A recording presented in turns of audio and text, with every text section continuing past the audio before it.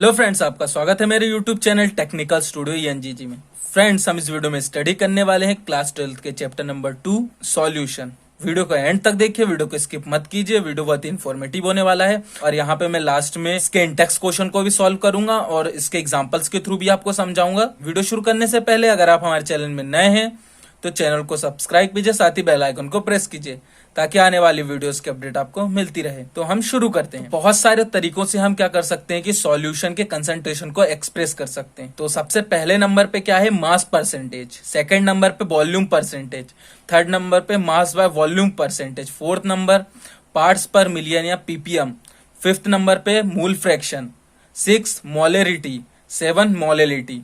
तो हम सबसे पहले क्या करते हैं कि नंबर 1 को समझते हैं कि मास परसेंटेज क्या होता है। तो मास परसेंटेज क्या होता है कि mass of the component in the solution upon total mass of the solution into 100। तो एक एग्जांपल के थ्रू मैं आपको बताता हूं किस तरीके से। जैसे कि हमने क्या किया कि 10 ग्राम क्या ले लिया हमने ग्लूकोज, ठीक है, यहां पे लिखा हुआ है, और 90 ग्राम क्या किया वाटर। उसके बाद हम क्या करते हैं कि इसको सॉल्व करते हैं। जैसे कि 10 ग्राम ग्लूकोज है तो क्या लिखते हैं, mass of component in the solution. तो ग्लूकोज एक कंपोनेंट उसका लिख देते हैं, जैसे 10 लिख दिया। नीचे क्या होगा, total mass of the solution. तो टोटल मास कितना है, 10 ग्राम इसका प्लस 90 ग्राम वाटर। अब इनटू क्या होगा, 100 क्यों हुआ, क्योंकि परसेंटेज में निकालना इसलिए। तो ये क्या हो जाएगा, 10/100 इंटू 100। तो 100 से 100 कैंसिल हो जाएगा, परसेंटेज बच जाएगा। इसका आंसर कितना आएगा, 10%। ठीक है, यही क्या हुआ कि जो 10% ग्लूकोज है वाटर में, उसका मतलब यही है कि 90 ग्राम उसमें क्या है, पानी है, और 10 ग्राम उसमें क्या है, ग्लूकोज है, जो दोनों मिलके क्या बना रहे, 100 ग्राम का सॉल्यूशन। ठीक है, इसके बाद हम सेकंड पे आते हैं, वॉल्यूम परसेंटेज। तो ये देखिए वॉल्यूम परसेंटेज क्या होता है। Volume percentage of the component, volume of component upon total volume of solution into 100। तो फिर से मैं आपको एक एग्जांपल के थ्रू बताता हूं कि किस तरीके से। जैसे कि हमने वॉल्यूम में क्या होता है कि 10% ethanol solution in water means क्या होता है कि 10 ml क्या है इसमें, इथेनॉल, और 90 ml क्या है, वाटर। अब इसको अगर हम सॉल्व करें तो ठीक उसी तरह जैसे ऊपर क्या लिख दिया, वॉल्यूम ऑफ कंपोनेंट यानी इथेनॉल का volume upon total volume of solution. तो 90 वाटर का प्लस 10 किसका, इथेनॉल का। उसके बाद हम क्या करते हैं कि 100 से मल्टीप्लाई कर देते हैं। तो ये क्या हो जाएगा, 10/100 इंटू 100। तो ये कैंसिल हो जाएगा, इसका परसेंटेज होगा। तो ये कितना आपका आंसर आएगा, 10%। ठीक है, तो इस तरीके से क्या होगा कि कैलकुलेट होगा। थर्ड नंबर पे आते हैं, मास बाय वॉल्यूम परसेंटेज। तो मास बाय वॉल्यूम परसेंटेज क्या होता है कि जो मास है सॉल्यूट का, सॉल्यूट क्या होता है आपको ये पता है, मैंने आपको इससे पहले भी वीडियोस बना चुका हूं, उसकी लिंक आपको डिस्क्रिप्शन में मिल जाएगी। तो वहां पे मैंने सब कुछ समझाया बिल्कुल क्लियर कि सॉल्यूट क्या होता है, सॉल्यूट क्या होता है, सॉल्वेंट क्या होता है, सॉल्यूशन क्या होता है। ठीक है, तो वहां जाके आप देख सकते हैं। तो हम सॉल्यूट क्या है कि 100 ml के सॉल्यूशन में कितना डिजोल्व है। अब 100 ml के सॉल्यूशन में कितना डिजोल्व है, एग्जांपल मैं आपको बताता हूं। जैसे कि हमने क्या किया कि 5% solution of glucose means 5 gram of glucose dissolve in water. कैसे, जैसे कि हमने 5% क्या लिया कि सॉल्यूशन ऑफ ग्लूकोज लिया। 5% मतलब कि क्या होता है कि 5 इंटू 100 अपॉन कितना हो जाएगा, 100 ही। 100 से 100 कैंसिल, मतलब कि ये देखिए 5%, ये 100 क्यों लगाया था, क्योंकि यहाँ पे हमें परसेंटेज में निकालना था। तो 5% इसका आंसर है, सीधे सीधे 5% आया इसका आंसर। ठीक है, उसके बाद हम फोर्थ नंबर पे आते हैं, पार्ट्स पर मिलियन। तो पार्ट्स पर मिलियन में क्या होता है कि जो सॉल्यूट होता है वो ट्रेस क्वांटिटी में प्रेजेंट होता है। ट्रेस क्वांटिटी मतलब कि बहुत ही कम अमाउंट में। ठीक है, और इसको हम किससे डिनोट करते हैं, पीपीएम से इसे डिनोट करते हैं, किसको, पार्ट्स पर मिलियन को। अब इसका फॉर्मूला क्या है, parts per million is to होता है number of parts of the component upon total number of parts of all component of the solution into 10⁶। इसके बाद हम आगे बढ़ते हैं, नंबर 5, मोल फ्रैक्शन। तो मोल फ्रैक्शन क्या होता है, mole fraction is denoted by x. सबसे पहले आपको क्या पता होना चाहिए कि मोल फ्रैक्शन को हम एक्स से डिनोट करते हैं। अब हम क्या देखते हैं, एक फॉर्मूला है, mole fraction of a component is equals to क्या होता है, number of moles of component upon total number of moles of all component. ठीक है, ये इसका फॉर्मूला होता है। हम एक एग्जांपल के थ्रू समझते हैं किस तरीके से। तो हम एक बाइनरी सॉल्यूशन लेते हैं, जैसे कि ये देखिए हमारा बाइनरी सॉल्यूशन हम यहाँ पे एग्जाम्पल के थ्रू लेते हैं। समझ लीजिए जो हमारा ये वाटर है वो क्या हो गया, हमारा सॉल्वेंट, उसी को हमने क्या दे दिया, ए, और यहीं पे हमने इसमें नमक मिला दिया, उसको हमने क्या कह दिया बी।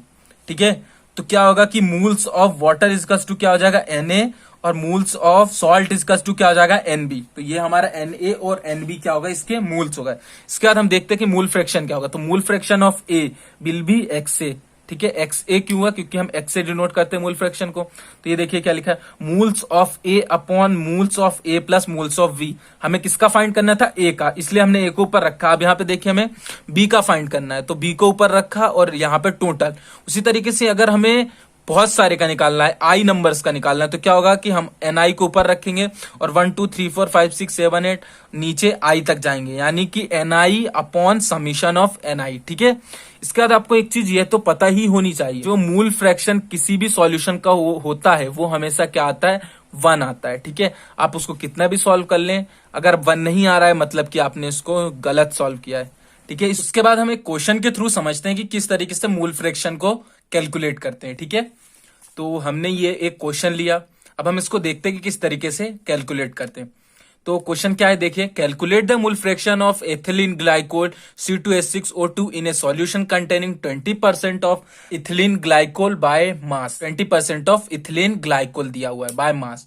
तो हम क्या करते हैं कि जब बाय मास दिया है तो मतलब कि 20% क्या है इसमें, इथिलीन ग्लाइकोल 20% है, मतलब कि 20 ग्राम क्या है, इथिलीन ग्लाइकोल है, और 80 ग्राम क्या है, वाटर है। ठीक है, तो हमारा एक सॉल्यूशन कितने का बन जाएगा, 100 ग्राम का। ठीक है, इसके बाद हम क्या देखते हैं कि ये हमारा इथिलीन ग्लाइकोल जो दिया हुआ है, इसका हम क्या निकाल लेते हैं, मोलर मास निकाल लेते हैं। तो molar mass of C2H6O2 equals to क्या होगा, किस तरीके से कैलकुलेट करते हैं, आपको पता कि कार्बन का वेट कितना होता है, 12, तो 2 इंटू 12 प्लस 6, और इसका कितना होता है 1, इंटू 1 प्लस 2 इंटू कितना होगा 8, उसका एटॉमिक नंबर होता है ऑक्सीजन का, तो वेट कितना हो गया 16, ये 16, तो कितना हो जाएगा 24 प्लस 6 प्लस 32, तो ये आपका कितना हो जाएगा, ये 30 62, तो ये 62 ग्राम मूल वर्स इसका क्या आ गया, मोलर मास। ठीक है, अब इसके बाद हम क्या करते हैं कि मोलर मास ऑफ वाटर निकाल लेते हैं।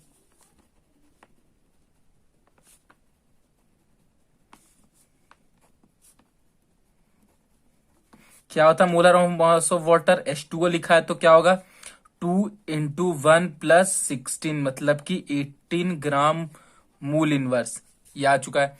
अब इसके बाद क्या करते हैं कि हम इसके मूल्स निकाल लेते हैं। किसके मूल्स निकाल लेते हैं, मूल्स ऑफ इथिलीन ग्लाइकोल और मूल्स ऑफ वाटर। ठीक है, तो किस तरीके से होगा, मूल्स ऑफ C2H6O2 क्या होगा इसका, अब ऊपर हम इसका क्या रख देते हैं कि जितना वेट हमें इसका दिया हुआ है, तो ये 20% बाय मास है, मतलब कि जो 20% बाय मास है, तो ऊपर 20 लिख देते हैं और नीचे कितना होगा जो इसका हमने ये निकाला है, तो 62 ग्राम मूल इनवर्स, और ये भी ग्राम में होगा 20 भी। इस तरीके से अब क्या होगा कि ग्राम से ग्राम कैंसिल हो जाएगा, तो इसको सॉल्व करेंगे तो कितना आएगा आपका 0.322। अब ये जो मूल इनवर्स नीचे है, ऊपर जाएगा तो क्या हो जाएगा, मूल हो जाएगा, तो ये देखिए मूल लिख दिया। अब इसके बाद हम आगे बढ़ते हैं, तो क्या होगा आगे, हम मूल्स ऑफ वाटर भी निकाल लेते हैं। मूल्स ऑफ वाटर, तो किस तरीके से निकलेगा moles of water, 80 gram upon 80 क्यों रखा, क्योंकि 20% जो था इथिलीन ग्लाइकोल था, बाकी 80% रिमेनिंग क्या है आपका वाटर। तो इसके बाद नीचे क्या आएगा 18 ग्राम मूल इनवर्स। उसके बाद क्या हो जाएगा, इसको सॉल्व करेंगे तो 4.444 मूल। क्यों मूल आया, क्योंकि ग्राम से ग्राम कैंसिल, मूल नीचे ऊपर जाएगा तो मूल इनवर्स हट के मूल हो जाएगा। सबसे पहले क्या करते हैं कि मूल फ्रैक्शन किसका निकाल लेते हैं, इथिलीन ग्लाइकोल का। तो आपको पता है कि मूल फ्रैक्शन को किससे डिनोट किया जाता है, एक्स से, तो एक्स, और हम क्या ले लेते हैं, ग्लाइकोल लिख लेते हैं, मतलब कि इथिलीन ग्लाइकोल का हम क्या निकाल रहे हैं यहाँ पे, मूल फ्रैक्शन। तो किस तरीके से होगा, इथिलीन ग्लाइकोल का जो भी वेट आया उसको ऊपर लिख देते, तो क्या आया था, आपने देखा था कि तो इसका वेट कितना था 0.322 आया था, तो हम लिख देते हैं यहाँ पे 0.322 मूल अपॉन क्या होगा 0.322 प्लस 4.444 मूल, और इसमें भी यहाँ पे मोल आएगा, ये हो जाएगा। अब अगर हम इसको कैलकुलेट करेंगे तो इसका आंसर क्या आएगा 0.068, ये इसका क्या हो जाएगा आंसर। अब इसमें से क्या होगा कि इसका मूल फ्रैक्शन, अब इसकी कोई यूनिट नहीं दिख रही है आपको, क्यों? क्योंकि अब इसको जब ऐड कर दोगे तो ये मूल मूल ऐड हो जाएगा, जिससे ऊपर वाले मूल से नीचे वाला मूल कैंसिल हो जाएगा, तो इसका आंसर आ गया। अब इसके बाद सिमिलरली हम क्या करते हैं कि वाटर का निकाल लेते हैं, ठीक है। तो एक्स वाटर, तो वाटर का कैसे निकालेंगे 4.444 अपॉन 0.322 मूल प्लस 4.444 मूल, इस तरीके से। अब जब इसको सॉल्व करेंगे तो इसका आंसर कितना आएगा 0.932, ये इसका आंसर आएगा। अब हम दोनों को ऐड करते हैं और देखते हैं कि अगर ये 1 के इक्वल आया तो मतलब कि हमने सही किया है। तो x glycol plus x water, तो इसको हम देखते कितना आएगा 0.068 प्लस 0.932, तो ये इससे ऐड हो जाएगा 1। तो ये देखिए आपका आंसर क्या आ गया 1, मतलब कि हमने इसको सही सॉल्व किया है। इसके बाद हम आगे बढ़ते हैं, मोलरिटी देखते हैं क्या होता है। तो मोलरिटी मतलब होता है moles of solute upon volume of solution in litre. तो यहाँ पे नीचे दिया हुआ है आपको कि volume of solution in litre, तो उसको हम लीटर में ही रखेंगे, उसको हम मिलीलीटर में नहीं रखेंगे, ठीक है। उसके बाद उसकी डेफिनेशन देखते क्या है। तो मोलरिटी को इस तरीके से ही डिफाइन किया जाता है कि जो मूल्स ऑफ सॉल्यूट है वो कितना डिसॉल्व है 1 लीटर सॉल्यूशन में। तो उसके बाद हम एक एग्जांपल देखते हैं किस तरीके से, देखिए 0.25 मूल litre inverse solution of NaOH means 0.25 मूल of NaOH dissolve in 1 litre. इसका मतलब यही है कि अगर 0.25 मूल लीटर इनवर्स का अगर कोई सॉल्यूशन है तो इसका मतलब आपको समझ में आना चाहिए कि 0.25 मूल जो है वो NaOH का कितने में डिसॉल्व है 1 लीटर में डिसॉल्व है। अब इसके बाद हम क्या करते हैं कि एक क्वेश्चन को सॉल्व करते हैं और किस तरीके से कैलकुलेट करते हैं ये भी आप देखना। तो एक हमने क्वेश्चन ले लिया, calculate the molarity containing 5 gram of NaOH in 450 ml solution. तो हम इसको सॉल्व करते हैं, किस तरीके से सॉल्व होगा। यहाँ पे हम सबसे पहले क्या करते हैं कि मूल्स निकाल लेते हैं, किस तरीके से होगा देखिए मूल्स ऑफ NaOH। तो मूल्स ऑफ NaOH, मूल्स का फॉर्मूला क्या था कि जो हमें वेट दिया हुआ है, तो जैसे यहाँ 5 दिया हुआ है और नीचे क्या करते हैं कि उसका वेट रख देते हैं। अब NaOH का वेट क्या होता है, किस तरीके से होगा, आपको पता है कि सोडियम का एटॉमिक नंबर 11 होता है, ठीक है।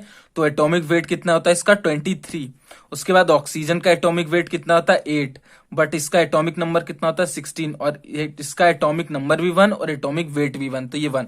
तो हमारा कितना आ गया 40। तो हम यहाँ पे क्या रख देते हैं नीचे 40 ग्राम मूल इनवर्स, इस तरीके से, ठीक है। अब क्या करते हैं कि ग्राम से ग्राम कैंसिल हो जाएगा और इससे ये कैंसिल हो जाएगा 1/8, तो 1/8 आएगा, यानी कि इसको हम सॉल्व करेंगे तो 0.125 मूल आएगा इसका आंसर। मूल क्यों, क्योंकि ऊपर जाएगा तो इनवर्स से मूल में कन्वर्ट हो जाएगा। इसके बाद हमने ये कैलकुलेट किया। अब इसके बाद हम आगे बढ़ते हैं, तो हमने फॉर्मूला क्या यहाँ पे देखा है कि मूल्स ऑफ सॉल्यूट, तो हम क्या करते हैं ऊपर मूल्स रख देते हैं किसके, सॉल्यूट के, देखिए अपॉन क्या volume of solution in litre. तो volume of solution in litre किस तरीके से होगा, जैसे कि हम यहाँ पे 440 ml दिया हुआ है तो 450 ml लिख देते हैं और क्या करते हैं कि इसको डिवाइड कर देते हैं मिलीलीटर लीटर इनवर्स, ठीक है। अब आगे बढ़ते हैं किस तरीके से। अब क्या होगा कि 0.125 मूल है, 450 मिलीलीटर ऊपर रहेगा बट ये नीचे वाला ऊपर पहुंच जाएगा,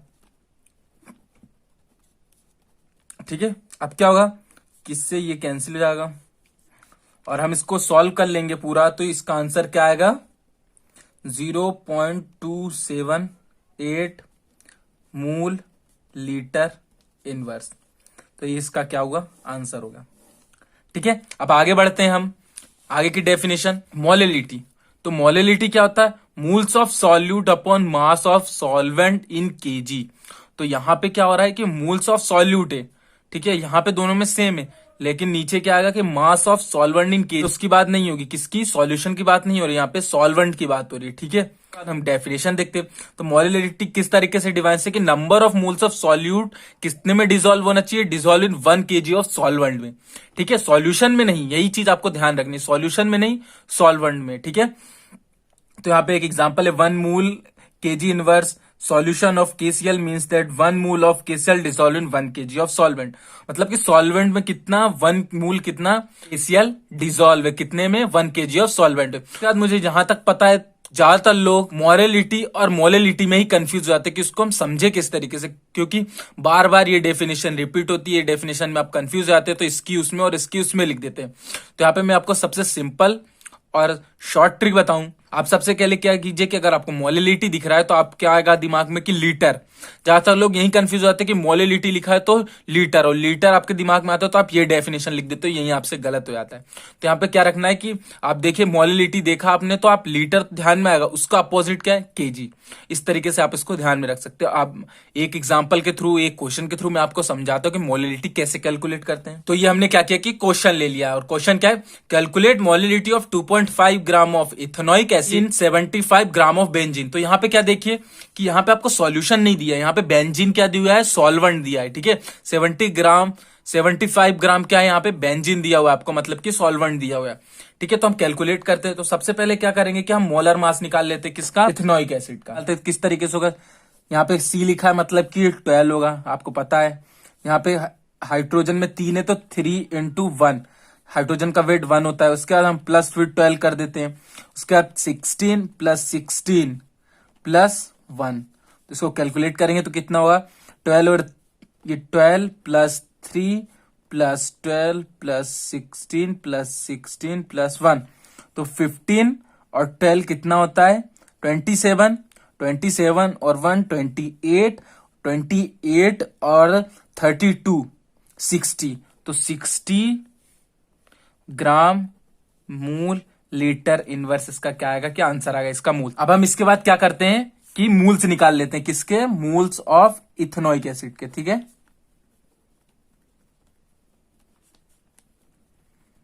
तो मूल्स निकालने का फॉर्मूला क्या था कि जो वेट दिया हुआ है अपॉन में उसका क्या कीजिए, मोलर मास रख दीजिए।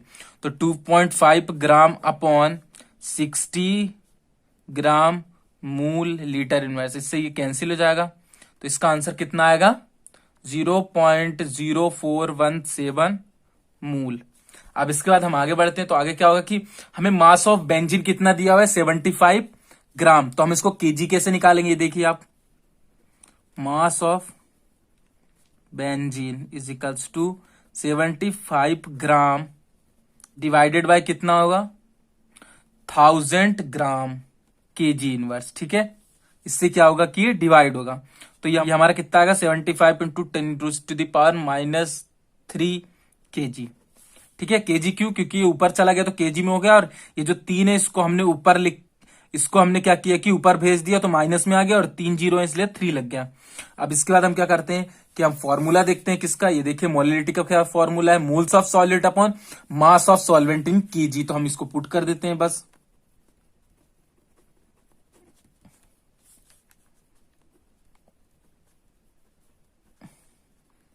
ये देखिए किस तरीके से,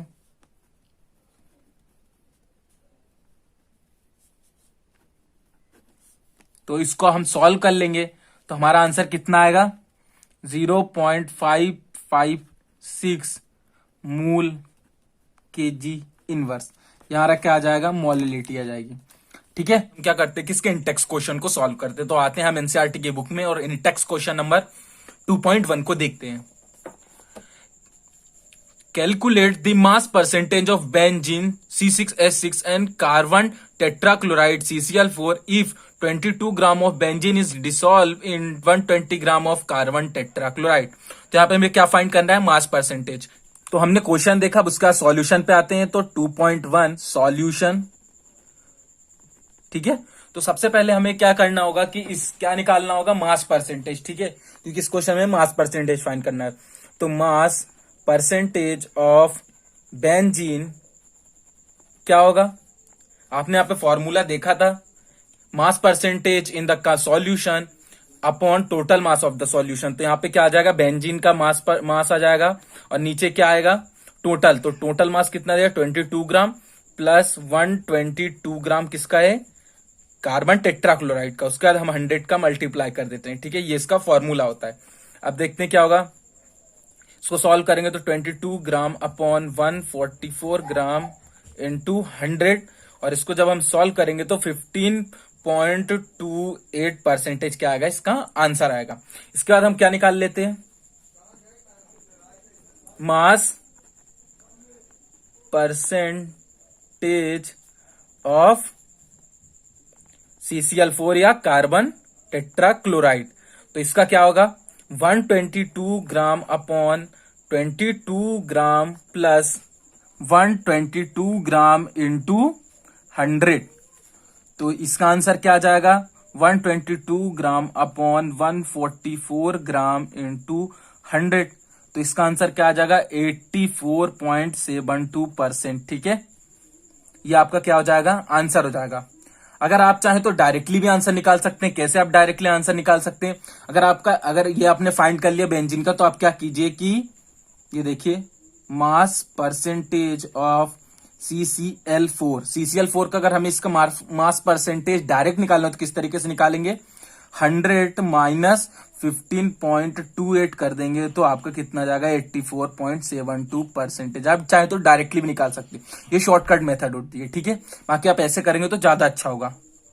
इसके बाद हम आते हैं 2.2 क्वेश्चन पे, ठीक है। कैलकुलेट द मूल fraction of benzene in solution containing 30% by mass in carbon tetrachloride, ठीक है। ये क्वेश्चन है, हम इसके बाद सॉल्यूशन पे आते हैं। तो हम सॉल्यूशन देखते हैं किस तरीके से होगा। तो सबसे पहले हम यहाँ क्या देखते हैं कि जो 30% बाय मास का मतलब ये होगा कि बेंजीन जो है वो 30 ग्राम है, और जो CCl4 यानी कार्बन टेट्राक्लोराइड है वो कितना है, 70 ग्राम है, ठीक है। इसका हम क्या करते हैं कि बेंजीन का क्या निकाल लेते हैं, मोलर मास। तो बेंजीन का मोलर मास क्या होगा, C6H6 का क्या होगा कि 6 इंटू कार्बन के एटॉमिक मास कितना होता है 12 प्लस 6 इंटू हाइड्रोजन का 1, तो कितना होगा 72 प्लस 6, तो 78 क्या आ जाएगा, इसका मोलर मास आ जाएगा, ठीक है। ये बेंजीन का मोलर मास होता है। अब हम किसका मोलर मास निकाल लेते हैं, मोलर मास ऑफ CCl4, इसका कितना होगा, CCl4 का मोलर मास कितना होगा, कार्बन के आप जानते हैं 12 होता है, प्लस 4 इंटू 35.5, ये किसका वेट होता है, क्लोरीन का, और कितना हो जाएगा 12 प्लस ये कितना आएगा आपका 142, और ये मिला के कितना जाएगा 154, क्या आ जाएगा इसका मोलर मास आ जाएगा। हमें यहाँ पे क्या फाइंड करना था, आपने देखा था, हमें यहाँ पे फाइंड करना है मूल फ्रैक्शन। तो मूल फ्रैक्शन फाइंड करने के लिए हमें मूल्स निकालना होगा। तो मूल्स ऑफ बेंजीन क्या होगा, मूल्स का फॉर्मूला क्या होता है, जो इसका वेट दिया हुआ है और उसके अपॉन में क्या आ जाएगा, जो उसका मोलर मास है। तो हम यहाँ पे 30 बाय कितना होगा, यहाँ पे 78, ठीक है। तो इसको सॉल्व करेंगे तो आपका आंसर कितना आएगा, 0.385, ठीक है। इसके बाद हम देखते हैं कि मूल्स ऑफ CCl4, तो इसका मूल्स कैसे निकालेंगे, इसका 70 ऊपर रख देंगे और नीचे कितना आएगा 154, तो इसका आंसर कितना आएगा आपका सॉल्व करने के बाद 0.455, ये इसका आंसर आएगा। अब हम क्या करते हैं यहाँ पे कि क्या निकालते हैं, मूल फ्रैक्शन। तो देखते हैं किस तरीके से निकलेगा। तो देखते हैं मूल फ्रैक्शन और XC6H6, ऐसे भी लिख सकते हैं, मूल फ्रैक्शन ऑफ बेंजीन या XC6H6। क्यों, क्योंकि हम मूल फ्रैक्शन को X से शो करते हैं। अब क्या होगा कि यहां पे हम क्या लिख देंगे, NC6H6 upon NC6H6 plus NCCl4। ये हमने N क्यों लिखा, मूल को N से ही डिनोट किया जाता है, इसलिए हम क्या करते हैं कि इस तरीके से लिखते हैं। आप क्या करते हैं कि यहाँ पे वैल्यूज पुट कर देते, तो 0.385 अपॉन 0.385 प्लस 0.455, तो आंसर कितना आएगा इस सॉल्व करने के बाद 0.458, ठीक है। जिनका अब आपको पता है कि मूल फ्रैक्शन जो होता है वो जितने भी कंपोनेंट होता है उनका 1 के बराबर आता है, ठीक है। उसका जो आंसर होता है 1 के बराबर होता है। तो आप चाहे तो किस तरीके से निकाल सकते हैं, mole fraction of CCl4 is equals to 1 minus 0.458, ठीक है। इस तरीके से भी आप निकाल सकते हैं।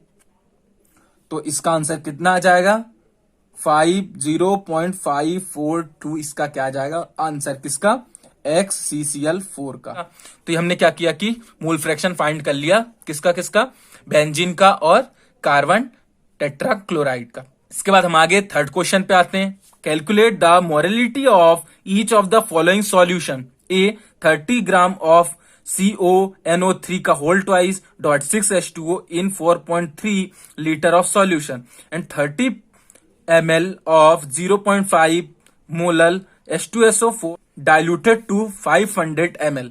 तो हम इसको सॉल्व करते हैं, किस तरीके से होगा देखते हैं। तो सबसे पहले हम क्या करते हैं कि मोलर मास निकाल लेते हैं।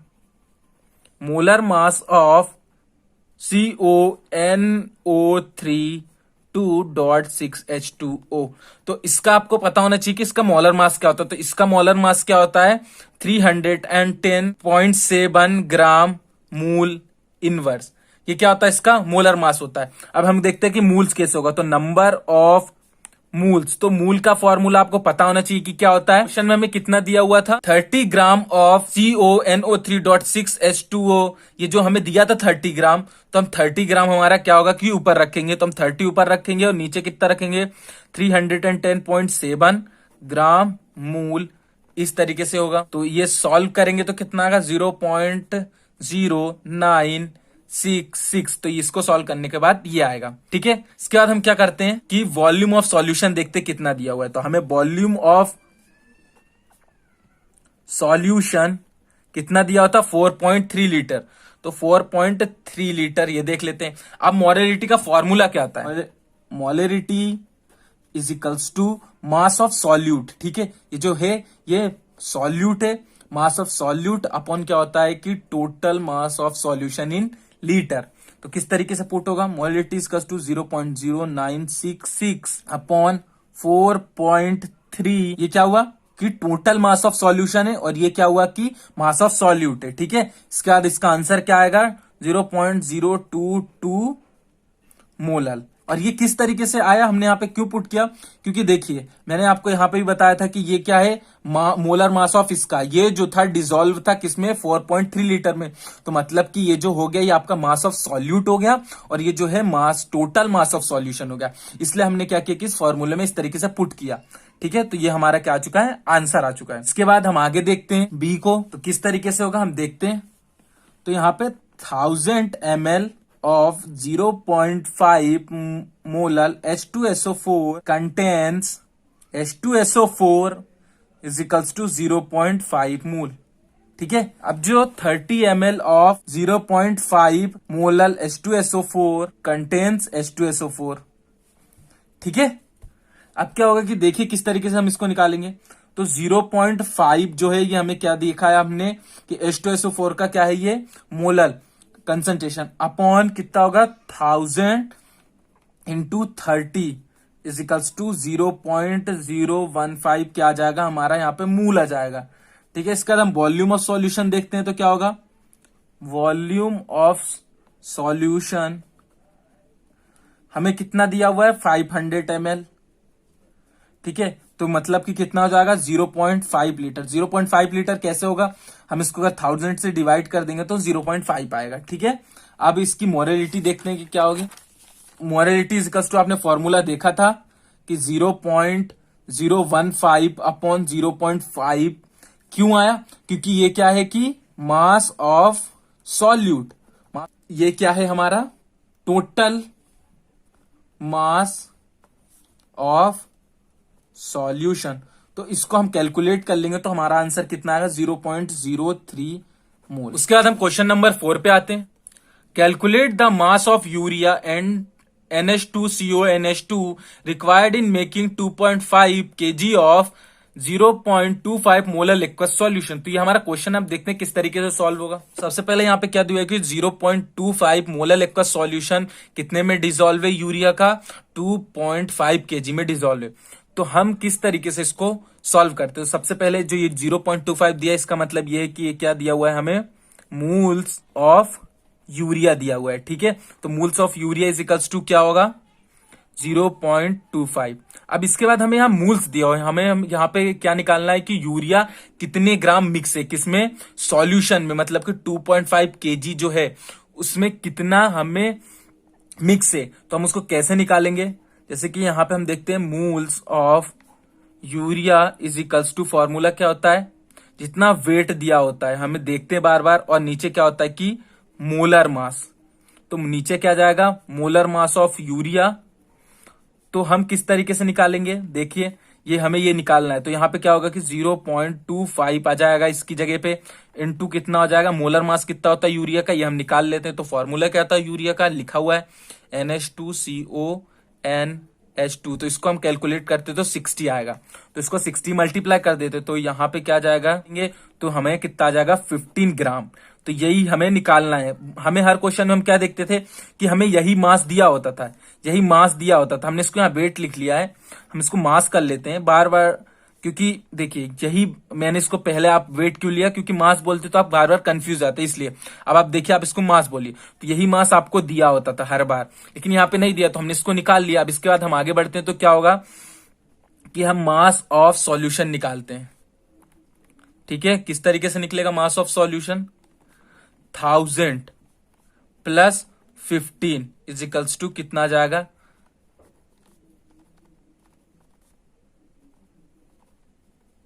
ठीक है, ये इस तरीके से निकलेगा।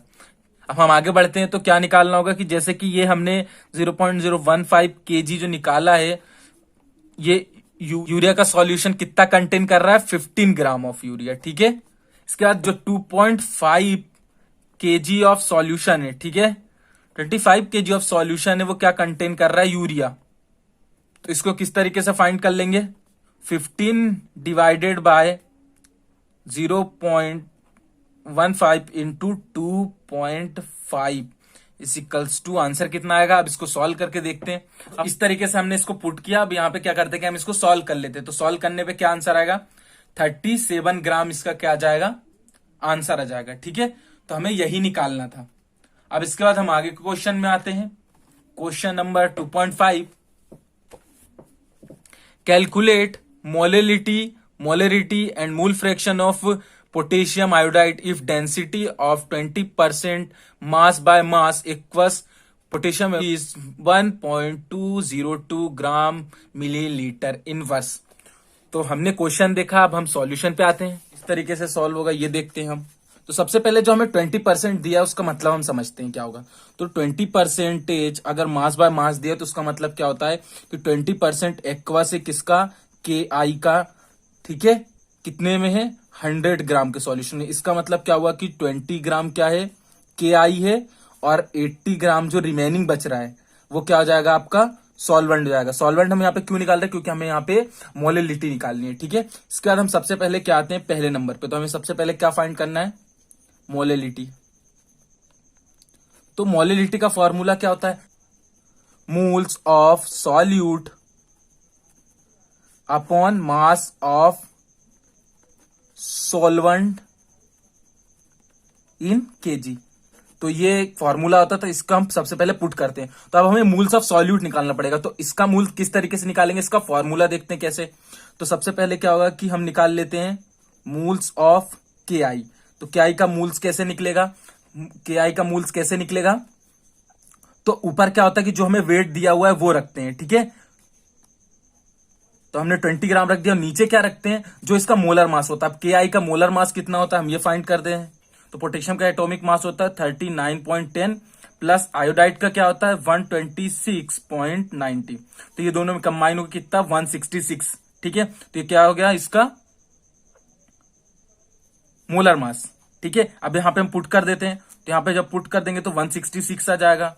ठीक है, तो इसको जब सॉल्व कर लेंगे तो ये हमारा कितना आएगा 0.120। वैल्यू को हम यहां पुट करते हैं। ठीक है, तो आप देखिए किस तरीके से होगा, यहां पे देखते हैं आगे।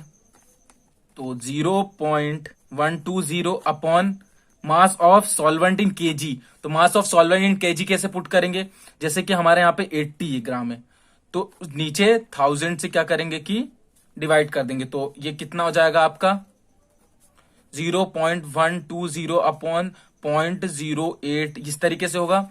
अब इसको जब हम सॉल्व कर लेंगे तो आपका आंसर कितना आएगा 1.5 मूल केजी इनवर्स। ठीक है, क्योंकि केजी में कन्वर्ट होगा तो यहाँ पे केजी यूनिट आ जाएगी और यहाँ पे मूल इसके साथ ही था।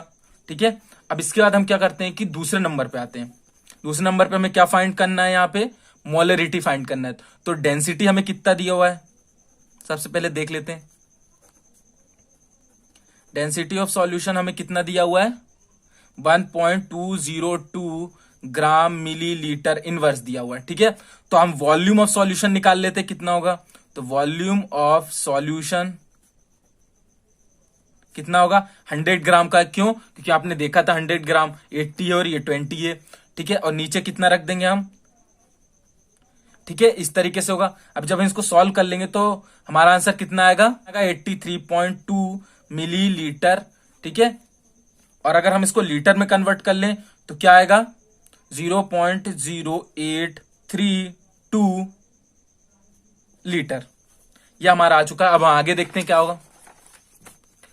इसके बाद हम क्या होता है कि मोलरिटी का फॉर्मूला देखते हैं क्या होता है। तो number of moles of solute upon total mass of solution. ठीक है, अब यहां पे हम क्या कर देते हैं कि वैल्यू पुट कर देते हैं। Number of moles of solute हम पहले भी निकाल चुके हैं, मोलरिटी में भी हमने निकाला था। तो क्या आया था हमारा 0.120, ये हम पहले भी निकाल चुके थे। ये देखिए किस तरीके से हमने मोल्स ऑफ केआई निकाल चुके हैं। ठीक है, अब इसके बाद हम देखते हैं कि उसको हमने यहाँ पे क्या किया कि पुट कर दिया। अब नीचे कितना आ जाएगा, मास ऑफ सॉल्यूशन कितना है 0.0832 लीटर। तो इसको जब हमने पुट किया और जब हम इसको सॉल्व करेंगे तो हमारा आंसर कितना आएगा 1.44 मोलरिटी। ठीक है, मोलर। इसके बाद हम थर्ड क्वेश्चन पे आते हैं। तो थर्ड क्वेश्चन में हमें क्या दिया था कि मूल फ्रैक्शन निकालना है। तो मूल फ्रैक्शन निकालते हैं थर्ड क्वेश्चन में। तो सबसे पहले हम क्या करते हैं कि हमने इससे पहले क्या निकाल लिया था, मूल्स ऑफ के आई हम पहले निकाल चुके हैं, हमारा 0.120। उसके बाद हम क्या निकाल लेते हैं, मूल्स ऑफ H2O। ठीक है, H2O का क्यों निकाल रहे हैं, क्यों, क्योंकि 80 ग्राम जो H2O था और 20 ग्राम ये था। तो हम इसका निकाल लेते, तो कैसे निकलेगा 80 क्या हुआ, किसका जो दिया हुआ है ग्राम या फिर जो मास दिया हुआ है नीचे कितना रखेंगे 8 क्यों रखा, क्योंकि 2 × 1 + 16 ये इस तरीके से होगा। ठीक है, तो हम इसको सॉल्व कर लेते हैं। तो क्या आएगा 4.44 इसका आंसर आ गया। ठीक है, अब क्या करते हैं कि हम यहाँ पे मूल फ्रैक्शन किसका निकाल लेते हैं, पोटेशियम आयोडाइड का। तो XKI = क्या होगा, हम इसका मूल रख देते हैं ऊपर, ये वाला 0.120 अपॉन कितना होगा 0.120 + 4.44। ठीक है, अब जब हम इसको सॉल्व करेंगे तो क्या आएगा 0.120 अपॉन 4.560 और क्या आ जाएगा, तो 0.0263 इसका जो हो जाएगा आंसर आ जाएगा। तो ये हमारा आंसर आ चुका है। तो हमने क्या कर लिया कि फाइंड कर लिया के आई का क्या, मूल फ्रैक्शन। ठीक है, तो आज की वीडियो को हम यही खत्म करते हैं। आई होप आपको समझ में आया होगा। आगे की वीडियोस की लिंक जो आपको डिस्क्रिप्शन में मिल जाएगी, तो वहां जाके आप वीडियोस को देख सकते हैं।